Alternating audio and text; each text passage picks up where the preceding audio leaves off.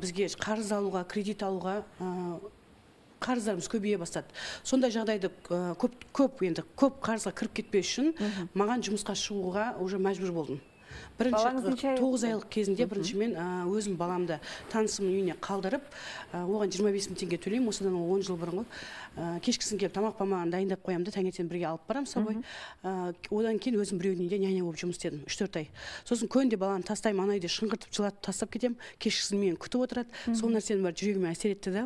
Сосын үйде отырып өзім маникюр оқып алдым. 2 апталық маникюр курсын оқып алып, үйде кухняда отырып маникюр жасап, кешкі сағат 6-7 кейін адам қабылдаймын, 6-7-ден кейін үйдің шаруасын істеймін, тамағымды пісіремін, кәдімгі басқа әйелдер сияқты үй шаруамды істеймін. Сол кезде жолдасыңыз немен айналысты? Ол кезде тоже таксовать етіп жүрді, екеуміз бірлесіп жүріп, ақша тауып жүріп, бүкіл қарызымыздан, кредитімізден, ломбардтағы өзіміздің алтынымыз емес, туысқандарымыздың алтынын тапсырғанбыз, әпкемнің, сіңілімнің деген сияқты. Солардың бәрін шығарып, екеуміз бірлесіп жұмыс істеп, реттелдік. Сол кезде мен бір-бірлеріңізге табыстарыңызды ашық айтушы ма едіңіздер? Ашық айтамыз. Вообще, бүгін қанша табыс таптық, барлығын ол кезде де айтатынбыз, қазір айтамыз. Қазір магазиндеріміздің қайсысы общий кассасы қандай шықты, кешке қарай отчет жасаймыз ғой. Осы магазин таза табысы осынша, мына магазин таза табысы осынша деп бәрін есептеп, қай ақшаны қайда жұмсаймыз, депозитке қанша ақша саламыз, жинаған ақшамызды қайда жаратамыз. Соның бәрін бірге жоспарлаймыз. Құралай ханым, енді жақсы, бірге бір-біріңізді қолдап жұмыс бастап кеттіңіздер. Қарап отырған жоқсыз. Бірақ дегенмен декреттік демалыс ол бала күтіміне арнайы бөлінген уақыт. Бұл кезде сіз тек баланың тәрбиесімен айналысу керексіз. Бірақ сіз мәжбүрліктен жұмысқа шықтым. Сол сәтте ренжіп жолдасыңызға бір ұрыстар болды ма? Мен жұмыс істедім деп ренжіген жоқпын. Бізде қарыз неге көбейіп кетті? Қарыздан тезірек шығайық деген, ол көп жас семьялардың көбісінде болатын жағдай деп ойлаймын. Неге қарызға, кредитқа біз кіріп кеттік? Мынаның бәрін реттеу керек, қайтару керек деген сондай мәселеде ұрыс-керістер болып жүрді. Ер азаматыңыз не істеуші еді? Ол енді реттеуге тырысып жатыр. Мен де көріп тұрмын оның жұмыс істеп жатқанын. Оған қатты енді сен аз тауып жатсың деп қатты еркектің намысына тиетін нәрселер айтқан жоқпын. Бірақ бірлесіп жұмыс істедік. Өзім сразу соны көрдім да, түсініп тұрмын, что біз қиналып уже минусқа кетіп бара жатқанымызды көріп тұр, мен сразу жұмысқа шығып кеттім.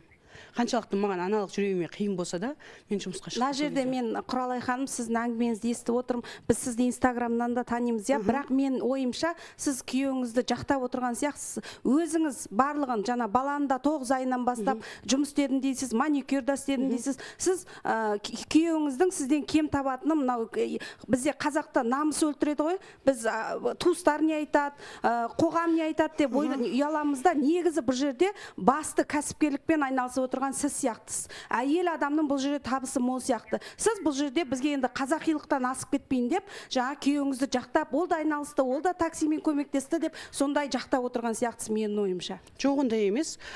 Егер де сондай жағдай болатын болса, мен ашығын айтатын едім, осындай болды деп. Біздің бір артықшылығымыз, бизнесті қазір ортақ істеп жатырмыз. Егер де ортақ бизнес болса, екеуміз ұрыс-таласпен табысымызды біреуіміз мына жаққа, біреуіміз мына жаққа тартатын болса, ол бизнес уже давно банкротқа баратын еді. Бұндай өркендемейтін еді ол жыл сайын. Жұмыстарыңыз таңғы 5-те басталады. Таңғы 4-тен барамыз, жаздың күндері таңғы 3-те біз уже оптовый рынокта жүреміз, товар алып жүреміз. Кешкі сағат 9-10-ға дейін жүреміз. Кешкі сағат 9-ға дейін магазин істейді, магазин бәрін жабамыз, закуп жазамыз, ертеңге қандай товарлар керек, соның бәрін жазамыз, есептейміз кассаны. Құралай ханым, соның бәрін есептеп, оны кәсіптің дөңгеленгені жақсы, бастағаннан кейін. Бірақ енді балаға кім қарайды, бала тәрбиесі, үй шаруасы. Осы сұрағыма жауап беріп тастасыншы. Бізде магазин ашқанымызға 2 жыл болды жалпы. Біз бизнесте 7 жыл жүрміз. Басында онлайн жүргіздік. Телефонмен тек қана мен заказ қабылдап берем. Жолдасым оның бәрін графикқа сызады, картасын сызады, сосын өзі доставка жасайды. Мен үйде тек телефонмен жұмыс істеп отырдым басында. Үлкен қызым кезінде сондай болды. Осы 4 жыл бұрын кішкентай қызым дүниеге алып келгеннен кейін мен үйге уже жағдайымыз жетіп тұрған екен, бүкіл қарыздан бәрінен құтылғандықтан үйге бала күтушісін жалдадым.